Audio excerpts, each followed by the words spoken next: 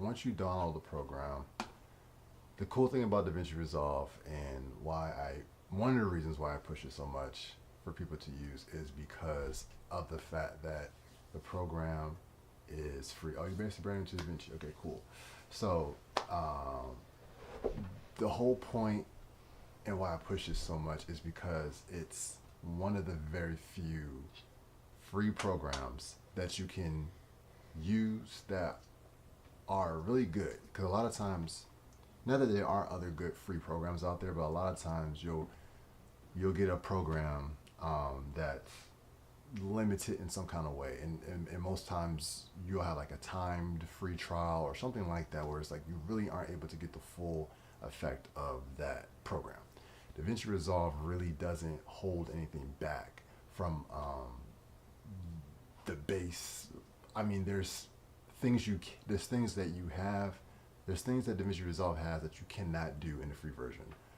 But for the most of it, you probably get about 80% of the program, and you can do so many projects. Like, I've been doing so many paid real world client work with the free version. So that's just to say that it's not impossible. You can, if you want to get started, this is a great program to use because it's not overly complicated. It's not something it's not going to take you years to learn. You can be as complex as you want to with your edits, or as simple. So let's go ahead and get into opening a project. So let's just start with that. I didn't go into the whole process of downloading DaVinci Resolve. I'm going to assume that you know how to do that, but if you don't, feel free to leave me a comment, and then I can also do a video, or I could do another version of this course, and then we can really go into that even more. But let's just assume you know how to download it. You've gotten the program downloaded on your computer. The first thing you would see when it pops up is this screen right here. So you see all your different projects and things like that. And what we're going to do is we're just going to go ahead and create a new project. Well, okay, we'll start like this. Let's say, so I have a bunch of projects here, and I kind of like to break them out by years, and I have other things going on in here. So for 2023, so let's go ahead and just make a new, I want you to be able to see how this would work. So you start here, you can go straight to make a new project, and you would name it and create it. But first, what we're going to do is create a folder, because this is a good way to help you get organized. So let's just call this DaVinci Resolve. Well, we'll just call this beginners course. We'll call this beginners course. Create, and no, yeah, I did it right. So you see up here, it popped up here. Now you see, let me make sure this is, before I keep going, make sure this is showing correctly. Yeah, it is. Okay, we're good. What we're going to do is go back. It's so wild when I see people stream and then they take a long time to pause and figure out what they're doing. I'm always like, what are they doing? It's kind of tricky to talk and edit with a program and then also try to stream and then check your comment sections all at the same time. So my apologies to any streamer out there I've ever judged in the past. So let's see here. Okay, yeah. So what we're going to do is go in here, and I'm going to create a project now. Let's go ahead and pull up DaVinci Resolve.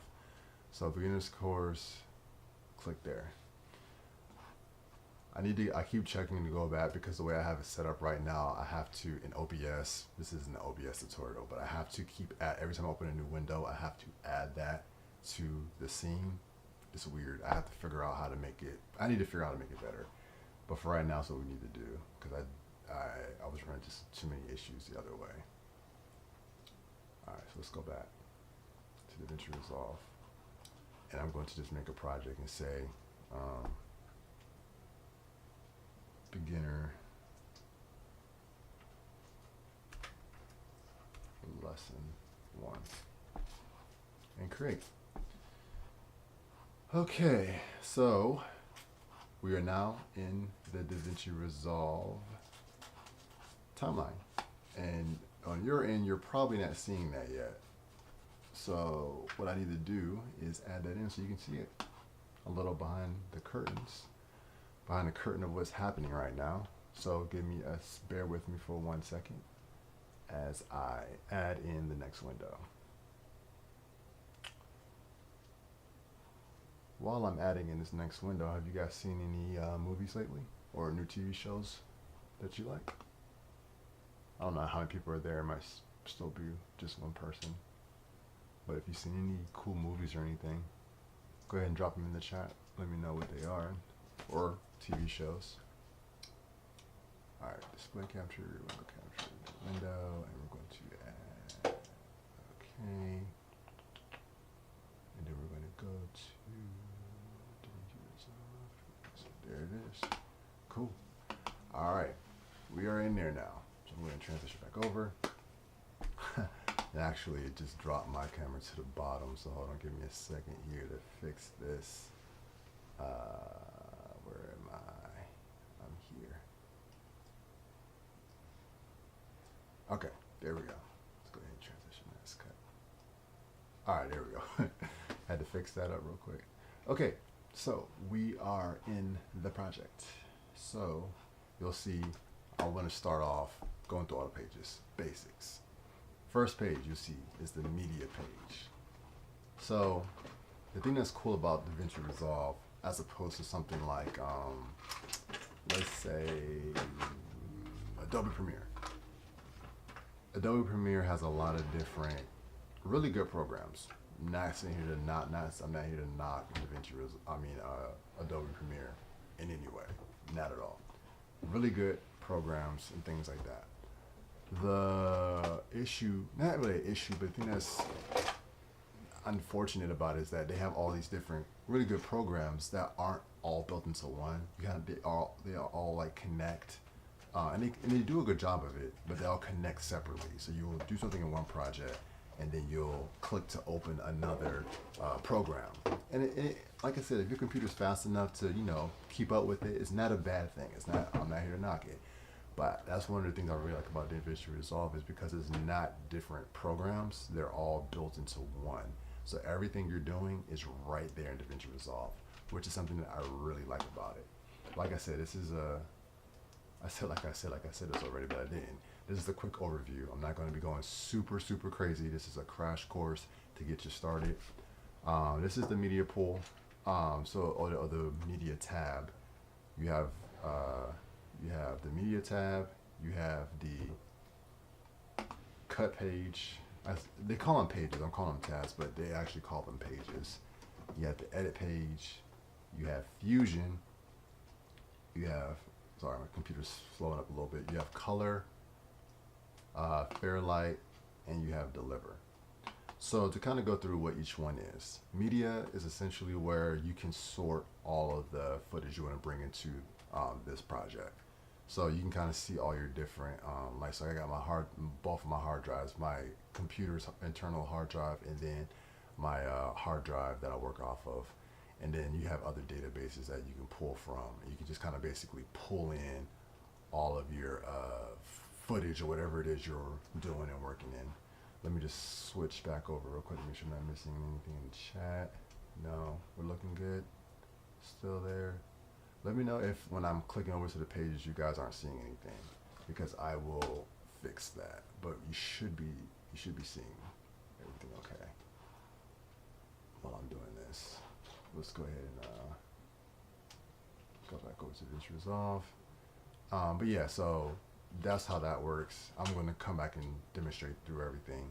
Cut page. So the cut page is really, I would compare the cut page to if you've ever edited in something like a let's say Windows Movie Maker, or what's the other program that Apple has? I'm blanking. iMovie.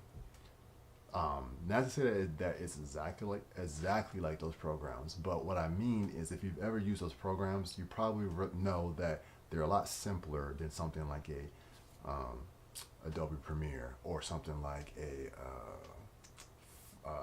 Final Cut Pro.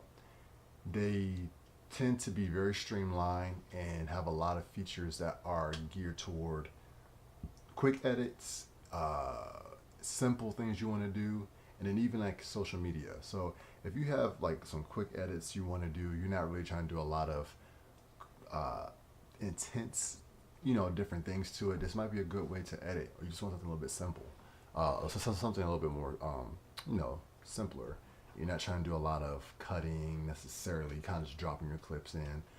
This is probably similar to like if you were editing something on your phone, like a cap cut or InShot, something like that would probably be familiar to this. So this is probably not a bad place to start if you're a beginner and you don't really want to go super crazy into having to hunt all around for different parts of the program to edit with. Now, that's not to say that you can't do things in this, because you cannot change the resolution on your video. You can come in and make adjustments and things that you can in other in the edit page. It's just that it's a lot more streamlined. All right, let's go ahead and move over to the edit page.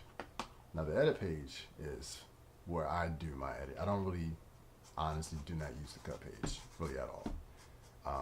Again, nothing wrong with it. I just don't really need to for my workflow. And the reason is because I have everything I need right there in the edit page on Davinci Resolve. So you can, in most of these, you can kind of do some similar things that you can in others. So I can bring in all my media and all my assets into a program, into a project right here on the edit page by going to the media pool. I think that the reason why you might want to use the actual media page is because it's built for that. So you'll see there's not a timeline here for anything. So as you bring clips in, everything is like laid out just for that. So you can go in and see the metadata. You can see all your clips in a bigger viewer. So as I begin to drop things in, this is going to make a little bit more sense. I'm just kind of trying to go over everything. But this is the hub. This is like your bread and butter right here, the edit page. This is where you're going to be doing most of your stuff, the heavy lifting of an edit. It's pretty standard to most. It's comparable to, I would say, Adobe Premiere and Final Cut Pro. Probably Avid. I've never edited in Avid before, so I can't speak too much on that. But this is pretty standard linear. This is a pretty standard non-linear editing timeline situation. So as I start moving stuff around, you'll see. Okay, you have your Fusion page, which is where you can do a lot of your special effects work, a lot of your compositing, things like that. So if you have, let's say I'm trying to think of an example. Let's say you have some intense green screen stuff you want to do. The Fusion page is where you would do that at. Let's say you want to do some motion graphics. You want to create some motion graphics stuff. You can do that in the Fusion page. I would compare Fusion to something like, let's say After Effects, a program like that. You can even do similar compositing and stuff like you would be able to do in something like a Blender.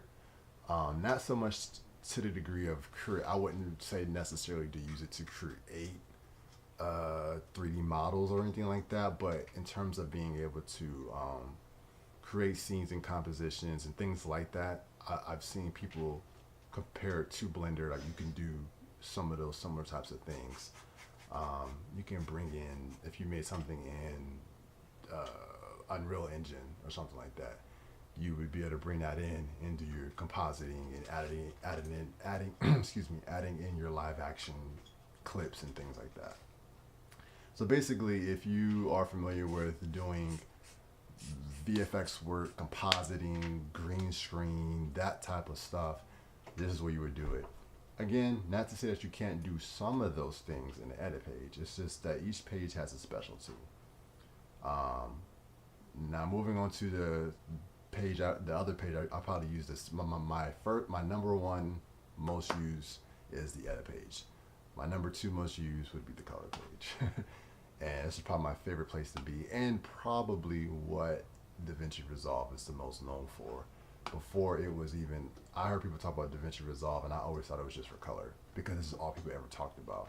And rightfully so, because I believe that for the most part, it really wasn't, the editing aspect of it wasn't that good originally, but it has come a long way, and I use DaVinci Resolve for 100% of my editing projects. Well, I guess I'll say 99.9% because I also do use CapCut and InShot to edit videos from my phone if I'm posting something directly to TikTok or something that I shot on my phone. But you know, other than that, but yeah. So this is, I don't think if you're going to be doing color grading, if you're going to be doing color grading, DaVinci Resolve is the place to do it in. Even if you edit in Final Cut or if you edit in Adobe, they don't really, I don't think anyone even argues that those are now on the same level as DaVinci Resolve. And that's not even me being like, oh, you're just being a fanboy. It's not. It's not even a contest, really. I don't think anyone would. Not to say people can't do good stuff in those other programs, but I'm just telling you that if you want to have, you know, if you want to be able to have a good range of control, this is where you want to be doing your work in. But again, I don't want to get too crazy. This is a beginner's crash course. So sorry, my mouse is spazzing out on me here. This is why I prefer using Hardline. Okay, Fairlight for audio. I'm gonna keep this moving because I'm taking too much time on this. But Fairlight is your audio page. So if you want to go in and do your EQing, your effects, your audio editing for your audio for audio, you can do that here. And it's a lot you can do. You can do ADR. You see this tab right here for ADR. You can do all types of stuff. I mean, this is an extensive program in terms of audio editing.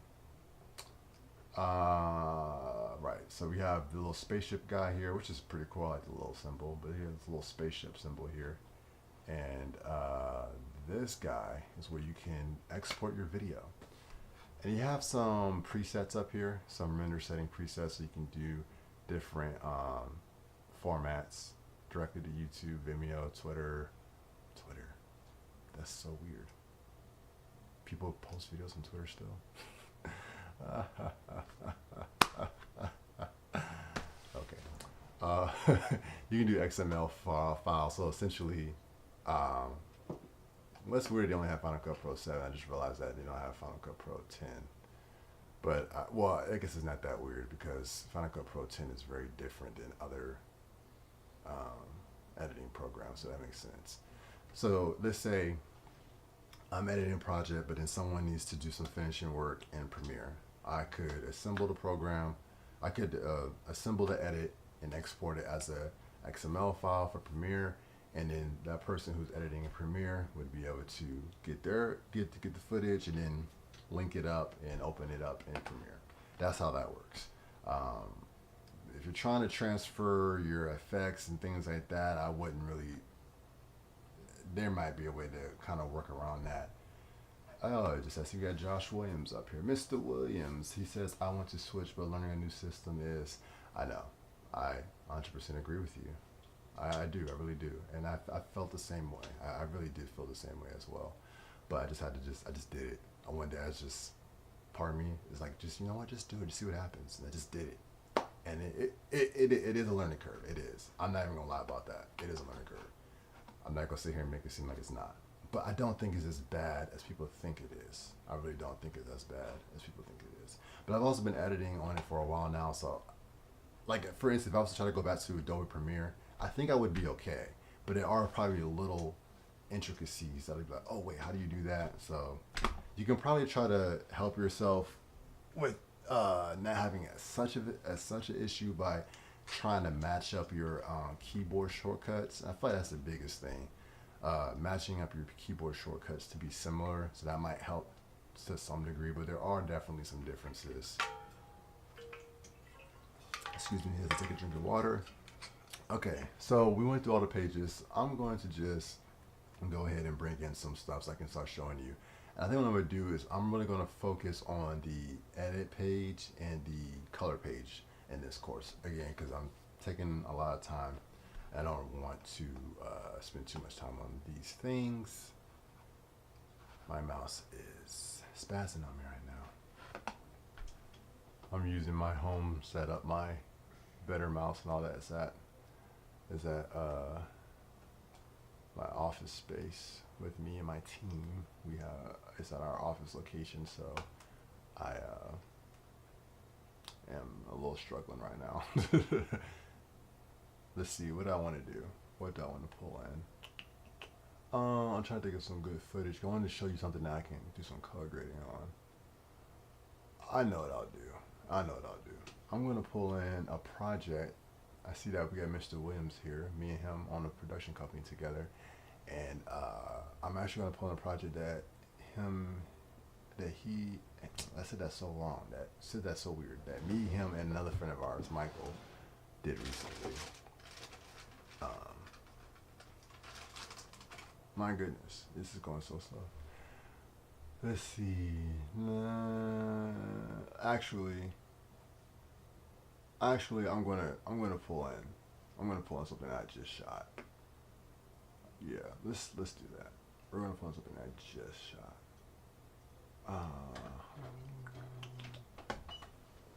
Okay, so I don't usually do this way, but I'm just kind of coming. Oh, that's wrong. I don't usually. What was the name of that visual tutorial? Social media breakdown. Yeah, I don't remember what the name of that video was that I just shot. Oh, here we go. I'm just a little plug for my upcoming video. Should videographers also be editors? And the short answer to that is yes. But anyways, let me just go ahead and pull this in. Let's just pull in all of these clips so you can kind of see. Yeah, I'll let you. So it'll ask you if you want to change the frame rate. I'm just going to say change frame rate. Most times that's okay. If you know that you're going into it with a specific frame rate in mind, then you may not want to change it. But I think starting off, most programs start with 24 frames per second. And if you want to change that, you can come down to you're probably not going to see this, but you can come down to this wheel here at the bottom and click on that. And then you get the options to play around with your settings. I know it's not showing you guys, so I'm gonna have to add that back in OBS. The next time I do this, I am going to make sure I have that part figured out, because that is definitely, let's go ahead and transition. So you don't have to see me hunting around trying to figure all that stuff out. But while I do that, let's see. Have you guys? So what? For who's watching? What type of videos are you looking to edit in Davinci Resolve? Just so I know. That kind of help me maybe as I'm starting to do more tutorials and things like that. Know what type of videos people are looking for. What type of videos do you want to make in Davinci Resolve? And if you are using another program, be sure to let me know what program that you're using now and what type of videos you already edit. If you already edit in a different program. Already display capture again. Window capture. And then I'm going to add this. And then we're going to go. See, I'm figuring out. I'm learning. Guys, as we go. Project settings. It should be that. There we go. Okay, cool. All right, we're going to transition back. All right, so that's up there now. Let me check the chat real quick. All right, cool. Let's go ahead and switch back. So you can see this now. It's set at 29.97 frames per second because that's what I shot this footage in. So I'm going to leave that. But so for instance, if you wanted to come up here and make any of your changes to that, you would click on that little wheel at the bottom like I showed you, and then come here. Alrighty. So you see everything laid out here. So you could come in and kind of play with it if you wanted to color the clip. So I think that's kind of like, if you want to put add flags to it, things like that. I think that's kind of what the purpose of the media page is when they made it. My thought is that they wanted you to be able to have a place where you could really play with your, or organizing, because I can essentially, let me just go ahead and show you. Let's say I wanted to make a bin and say A-roll, and then if I have B-roll shots. I don't have any B-roll shots right now, but just if I did, I could grab, let me just grab some of these. I'm gonna grab these, drop them in A-roll, and then I'm gonna drop this one and put it in B-roll. It's not a B-roll shot, I'm just doing it so that you can see. And let's just say I wanted to have another one that said music or something like that. So you can do that here. Now I'll switch to the edit page. Let me make sure that the stream is still showing okay. All right, let me get that out of there. You probably didn't see none of that stuff I just did. My Lord. Y'all, I'm gonna get this figured out. Y'all bear with me. All right, let's go ahead and mute that. Window capture. Okay, yeah, you probably didn't see anything I just did. So let me go back. And we're gonna go here. Okay, so I had all these clips. Let's just undo it. All right, so I made a A-roll, B-roll. I grabbed these, threw them in A-roll, and then I grabbed. Is this still showing up there? What is going on? That is not correct. Hold on, y'all. Let me get this right. Oh, I did. Okay, I didn't transition. That's where I messed up. Now we got it. Okay. I'm learning this, y'all. We got it. Okay, let's do this again. All right, so you will see, I'm gonna grab these, drop them into A-roll. Let's make sure that that's doing it. Yeah, okay, you see that. Cool. We're gonna switch back over here. This is not a B-roll shot, but we're just gonna pretend like it is B-roll. And let's just add another folder in for good measure that says music. This kind of gives you an idea. I'm going through this quickly as a rough overview. But you see now when I switch over to the edit page in the media pool, like before when I came here, there was nothing there. Now those folders that I just made show up here too. So it's not that you couldn't do that here. But I think the thought is that now you have more room to play with, because I could theoretically do the same thing here. I could take all of these out. I could take these out and drop them just into the master section. And then they'd be sitting here. Everything's just laid out right there. And then I could grab them, and then I could select everything and then drop it. Sorry. And then drop it into A-roll. So you could do it that way too. Again, all these pages, a lot of these pages can do a lot of the same things. They just do it differently, and certain pages are just specific to that. And that's what I actually really like about this program, is that fact. So let's go ahead and grab this. So I'm gonna grab all these. Let's just go ahead and grab all these clips. Grab this one too. What am I doing? There we go. All right, so this is the video that I just shot. And I was basically talking about, like I said, a little plug. I was basically talking about should videographers also know how to edit? And short answer to that, I said is yes. It's just good. It's just good to do. Okay, so I had a little skit in the beginning or whatever. So not a skit, but I did a little thing. But anyways, so here we are. Really basic. If you just want to kind of come in, you can, all the commands you have are like up here. So let's say I wanted to do like if I wanted to just start cutting the clip, I could hit the blade tool and then start cutting like that, you know. And then, well, let me undo that. You can link your clips. So you kind of saw right. So for instance, if I click on this video clip here, the whole thing is lit up red, video and audio track. But if I go back to the chain here and I click and I unclick it, so now it's not lit up anymore, you can move just the video by itself.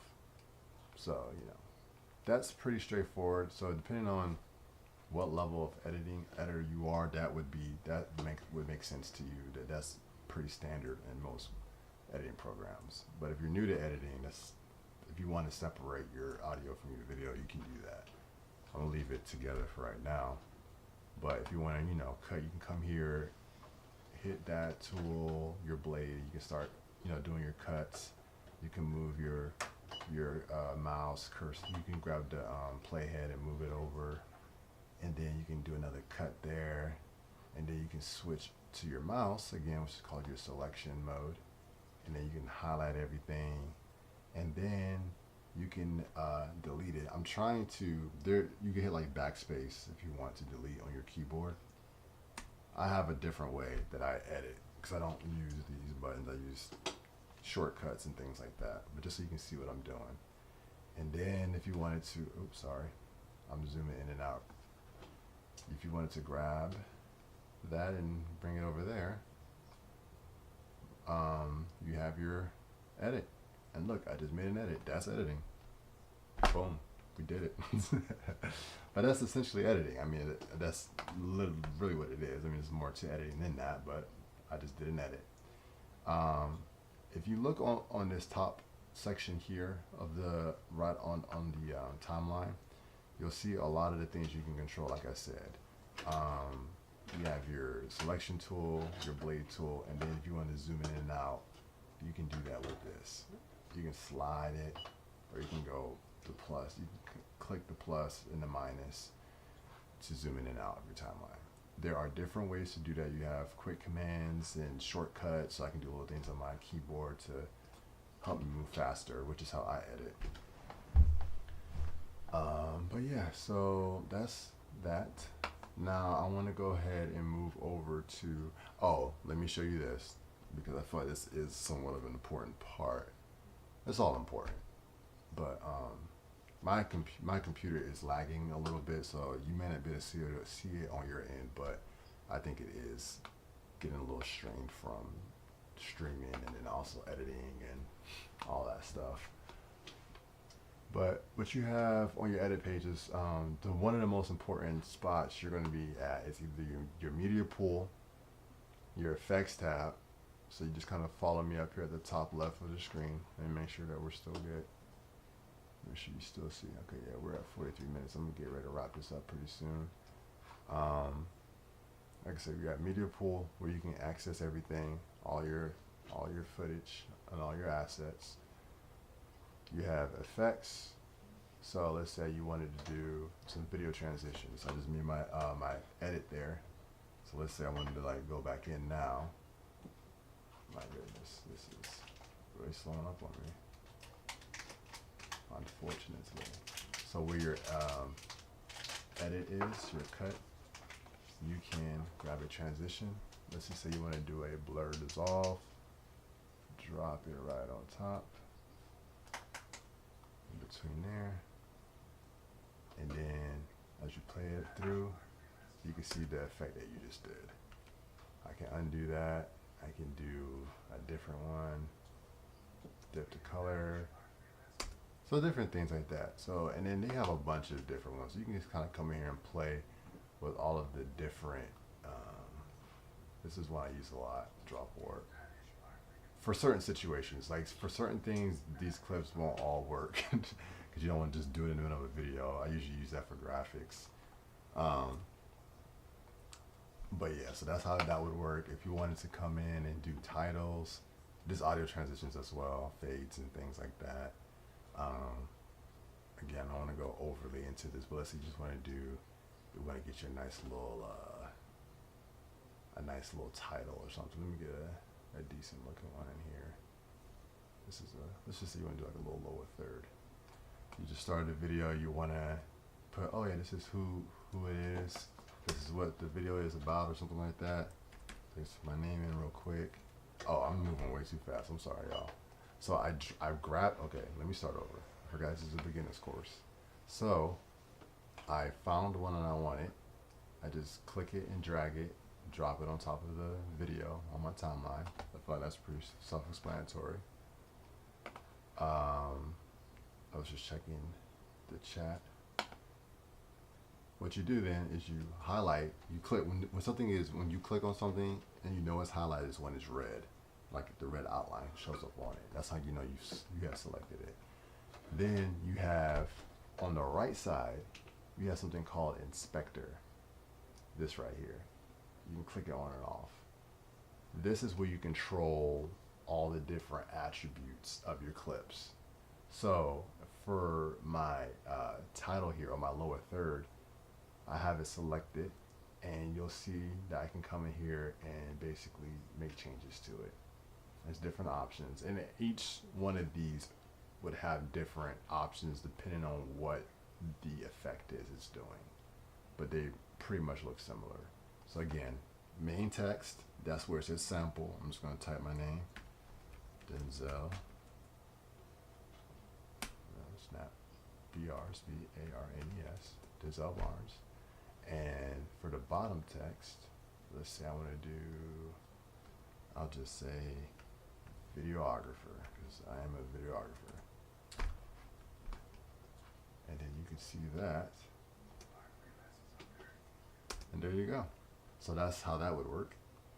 And there's so many other, there's so many other things you can drag and drop. There's filters, effects, so many different things that I use, adjustment clips, but I don't want to go into all that because I will be here all night.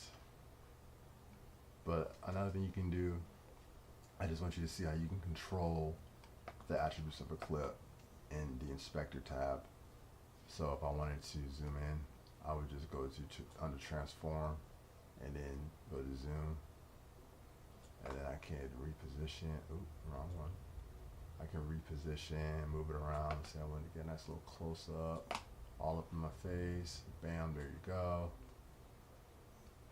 Shot this in 4K so I get a little room to play with. But you can do something like that. And then fake your nice little 2 camera angle setup thing going on. Like that. And then let's say you're like, okay, that was cool. I don't want to stay on it like that though. What you can do is cut it and then slide over to the other section of this. And then if you want to reset everything, you can just come up here and then hit that. And then it resets everything. Nice and easy. So, there you have that. But now let's go ahead over to the color page. I just want to do something really quick. We're going to, my dad's up here. Hey, Daddy. He said you make it look so easy. Well, I guess so. Years of doing it. So, this is the spot I feel like everybody gets messed up about, because this is the most different. I can do a whole thing just on color grading, but I feel like this is where everyone's like, nah, I can't switch, I can't do it because of the color grading aspect. So, Davinci Resolve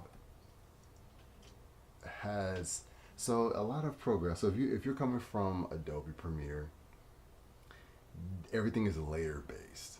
And what I mean when I say layer based is you have each one of these, you have these like layers, tracks essentially. So each clip is like a layer. So let's just say I duplicate these. I hit the wrong one. And I'm creating more layers, right? Each one of these stack on top of each other, and whatever's on top takes priority over what's underneath of it. So basically, I have technically 3 different clips. So let me just make these look different. And then this one will be like that, and then that one will be wider. So what's on top right now is this one. But if I take that away, you see the next one, which is this one. And that's the one I zoomed in super close like that. And then if I take that one away, go back to the original. So I technically have 3 different layers happening here. And whenever you stack something on top of the other one, it covers up the other, which is pretty self-explanatory, I would say. That's usually how color grading works in Adobe Premiere as well, where it's like if you put something on top, you just kind of keep stacking layers. But with Davinci Resolve, they have what's called node-based, and it's the same thing with Fusion. When you want to do like your graphics and your special effects and things like that, it's node-based. But I'm not messing with Fusion tonight. That's way too much. So I have a node right here, and you can see you have your little nodes. And what I want to do is create what's called a node tree. Keep it super simple. I'm going to add a couple of nodes in. I know I did that really fast, but it's fine. I just want you to kind of see what's happening. So I'm gonna go ahead and wrap this up. So I got 3 nodes here. This first node, I'm going to label it as curves. Bear with me. Let's see if we're still good. All right, cool. I find this is the stuff that most people want to see, how to do this. I'm going to label this one ADJ for adjustments, and then this one's going to be my vignette. I don't know if Josh is still watching, but I know this is his favorite.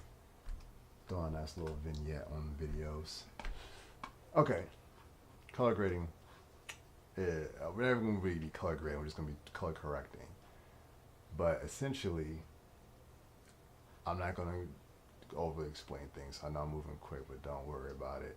It's fine. First adjustment is here. I'm just going to boost up my highlights a little bit. I'm going to come over here, bring my shadows down a little bit. Just kind of create some contrast, a nice little curve. And then you can see here the difference. That happened in this one. And you can kind of turn that on and off. So instead of layer based like I showed you, you have more of what I would call more like a train. So this, what happens in this node connects to this one, and then it connects to this one. And then you have your output essentially. So that's where it's different. It's not like these things are stacked on top of each other and then one is adding to the next. They're more so going linear, or I guess vertically across. So the next one I'm going to do adjustments. So so I did curves. You have your different selections here. I was just in the custom curves tab. I'm going to now switch to the color wheels, and this is called your primaries. I probably shouldn't do primaries, but that's okay. This is like if you want to kind of mess with like your color temperature. You can do contrast and things like that here as well. So if you were ever coming in here, you're like, I just want to mess with my contrast, or I just want to change the color temperature a little bit. This is where you would do that at. You can do all this stuff in different ways and stuff. I'm just kind of giving you the basic for something you would probably do in most videos.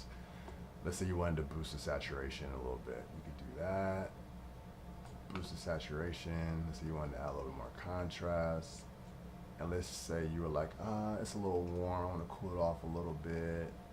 I'm not really doing this in like a super aesthetic, but I just want you to see what's happening. And let's just say, so that's a big green. So let me go ahead and move. And again, you can go into, so you have your lift, gamma, gain, offset. This just would be like this is not accurate. This is lift, gamma, gain, offset. That's what they are. But if you want to bring it to a little bit more simpler understanding, or like what most programs would call it, it'd be, I don't even want to say it this way because it's not accurate, but let's just say you said shadows, midtones, highlights, your overall.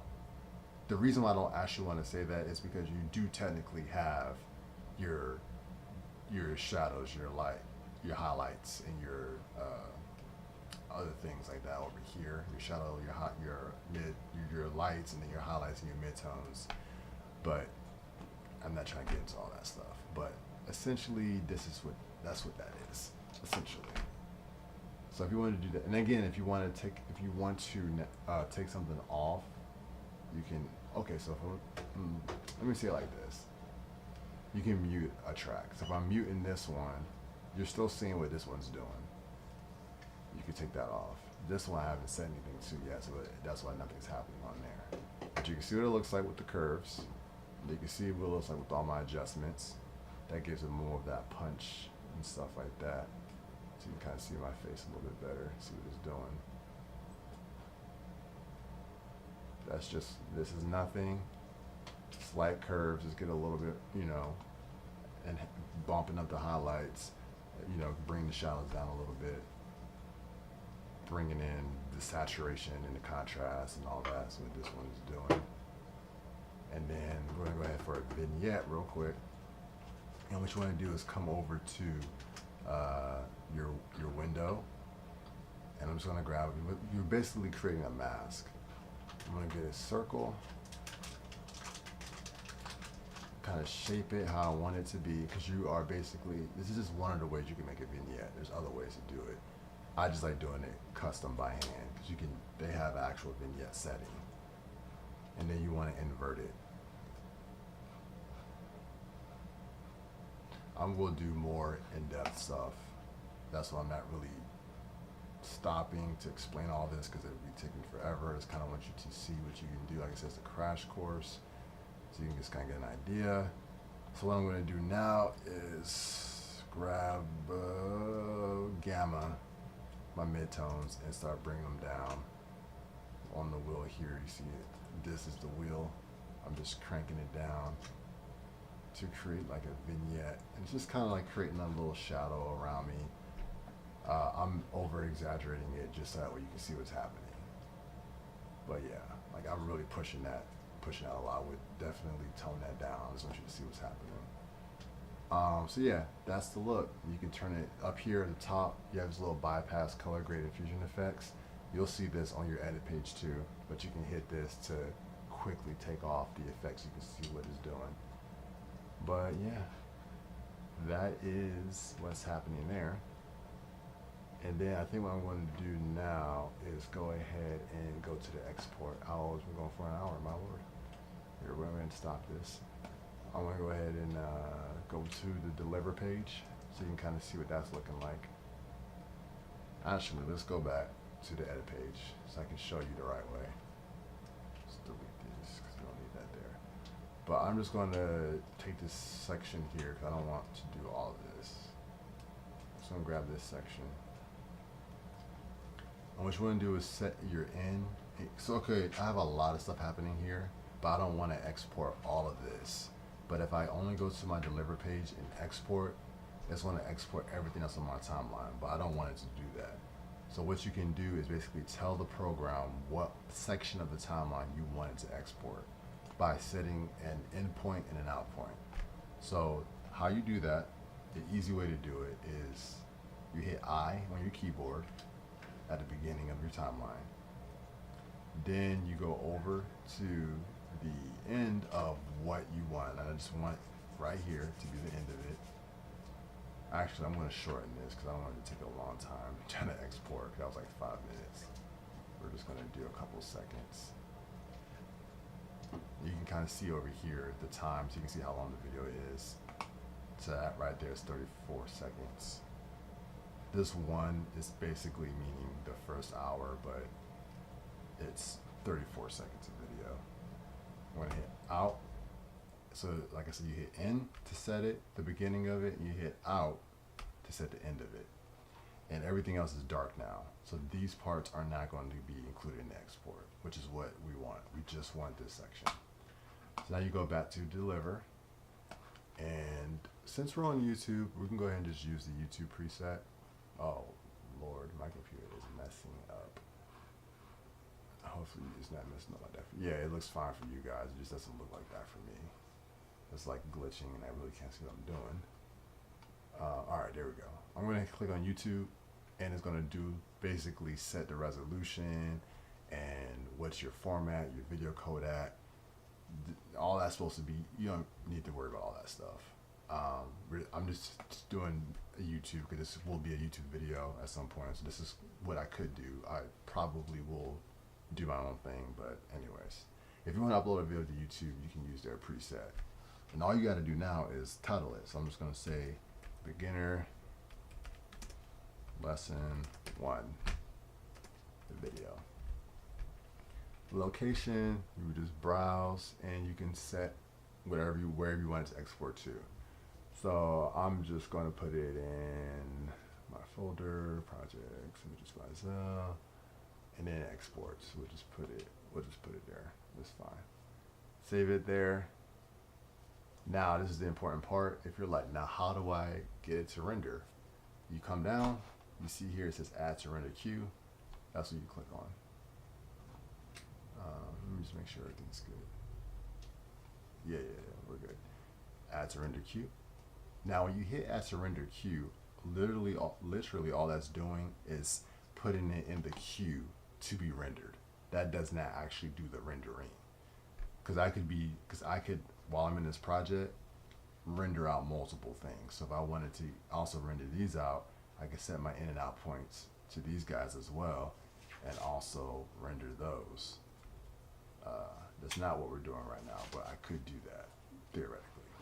And I could just be queuing it up with a bunch of stuff. So I could add this. I could do that too. So I'll just say video 2, and I can add that to the render queue, and then that pops up, and I could keep doing that on and on and on, and have as many things lined up in the queue as I want. And then I could do them one at a time, or I could do them as a bunch. I'm just gonna do this one. You hit render 1, and then this is what it looks like when it's rendering. You'll get like a live, well, you'll get to see a playback as it's going. And honestly, Davinci Resolve renders very quickly. That's only 34 seconds, granted, but it does it pretty quick.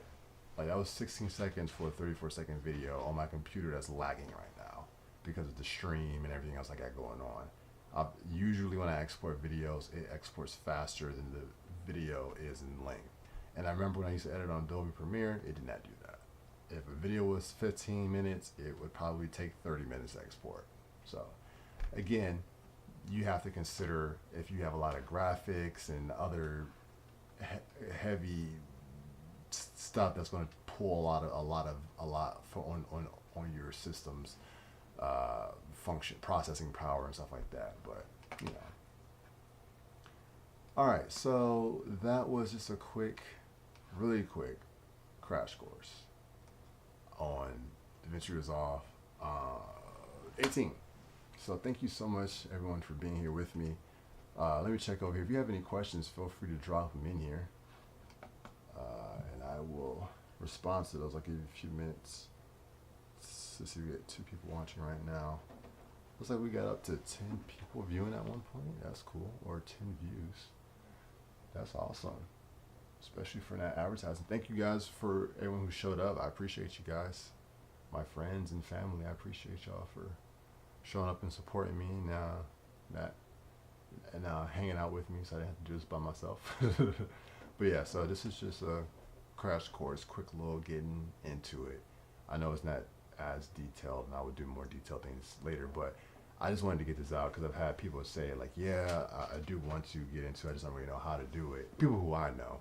So I always tell them, yeah, you know, I can show you, or yeah, I'll do something. So let me just do a crash course. So you at least get an overview of what the program looks like, how to get and move around in it, so you can kind of start playing around with it and doing some cool content. So yeah, hopefully you enjoyed this video, and I will talk to you guys later. Thanks so much for watching.